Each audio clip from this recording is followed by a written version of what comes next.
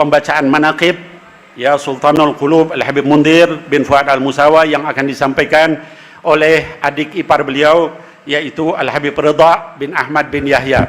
Kepada Al-Habib Ridha bin Ahmad bin Yahya alaihi falyatafaddal mashkur wa ma'jur.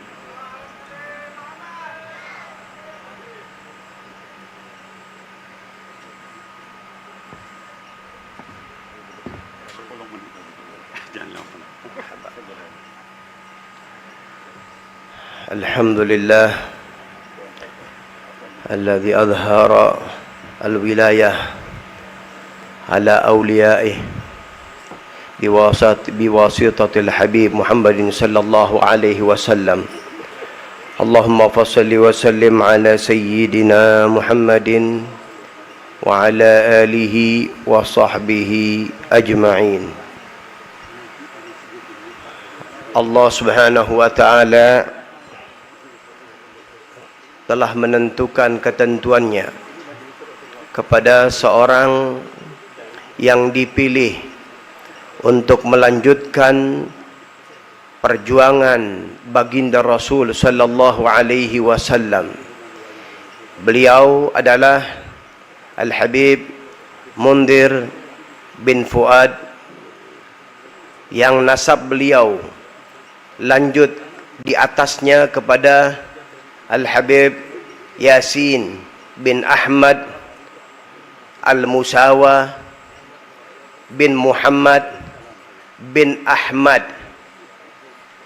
bin Abu Bakar, yang mana Habib Ahmad ini di atasnya bersaudara dengan Al-Syekh Ali bin Abu Bakar As-Sakran dan Al-Habib Abdullah bin Abu Bakar Al-Idrus, yang bersambung nasabnya kepada Al-Habib Abdurrahman, Syekh Abdurrahman As-Saggaf bin Muhammad Maulad Dawilah, sampai kepada Sayyidina Husain dan kepada baginda Rasul sallallahu alaihi wasallam.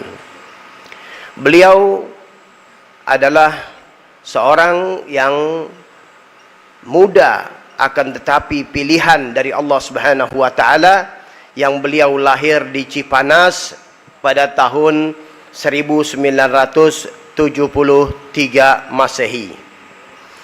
Yang tentu beliau lahir dari orang tua yang saleh dan salehah. Ayahanda beliau Al-Habib Fuad, yang dahulu masa mudanya duduk belajar di Makkah Mukarramah. Kemudian beliau terus menuntut ilmu melanglang buana, sampailah beliau diminta oleh pemerintah pada saat itu untuk balik ke Indonesia untuk memberikan manfaat kepada masyarakat Indonesia.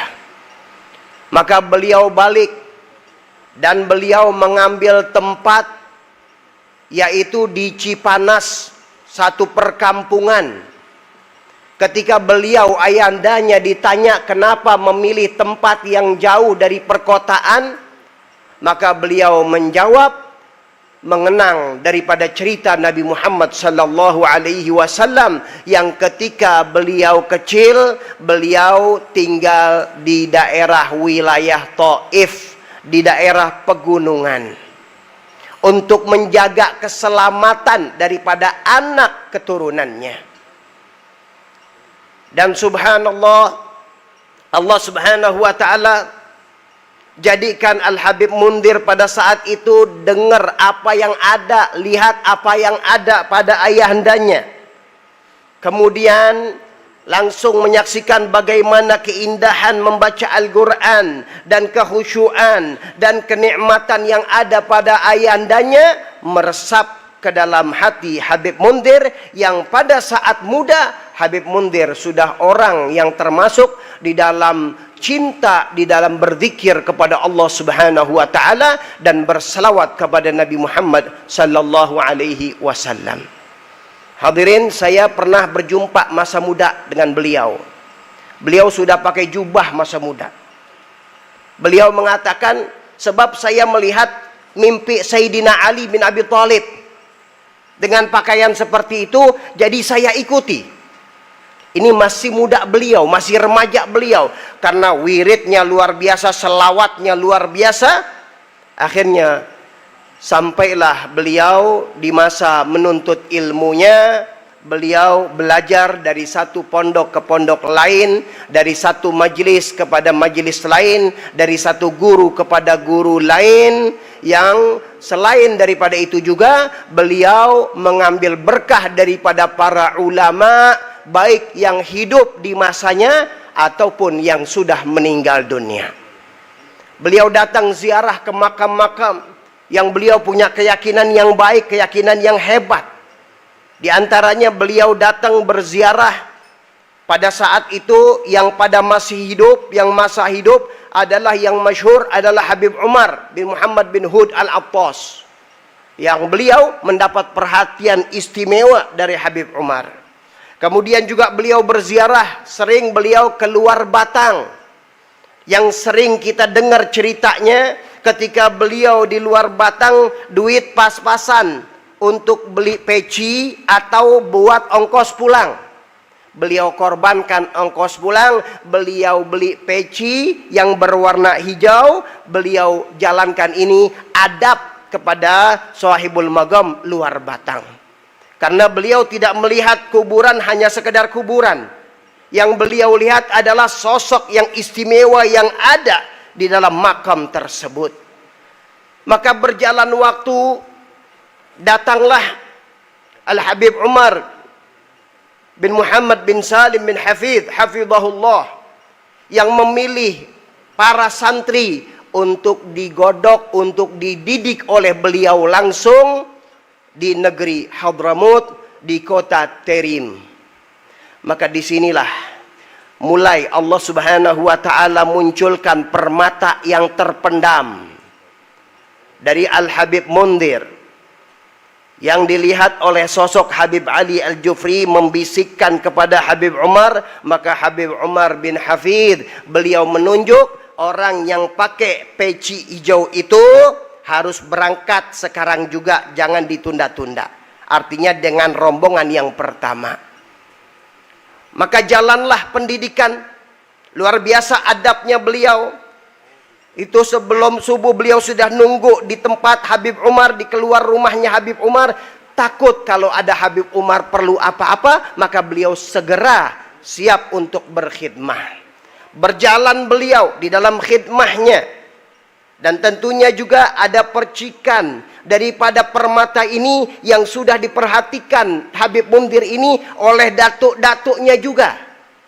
Di antaranya Habib Umar pernah mengatakan bahwasanya Habib Mundhir ini sudah dapat perhatian dari salah seorang kakek beliau dari bangsa Al-Haddad, yaitu Al-Habib Abdillah bin Muhammad Al-Haddad, yang Al-Habib Abdillah ini adalah kakek dari ibunda tercintanya Syarifah Rahmah, yang punya ibu Al-Haddad dan kakeknya adalah orang alim yang istimewa yang makamnya di Surabaya, Al-Habib Abdillah bin Muhammad Al-Haddad. Ini Habib Umar sudah melihat seperti ini. Qulubul arifina laha uyunun narah yarahu ma la yarahu nadhiruna. Hatinya orang-orang arif billah, mereka punya mata yang tidak bisa dilihat oleh mata orang yang biasa. Akhirnya proses terus berjalan. Kemudian setelah itu beliau balik ke Indonesia berdakwah, dan dakwah yang ada pada beliau, beliau wakafkan dirinya.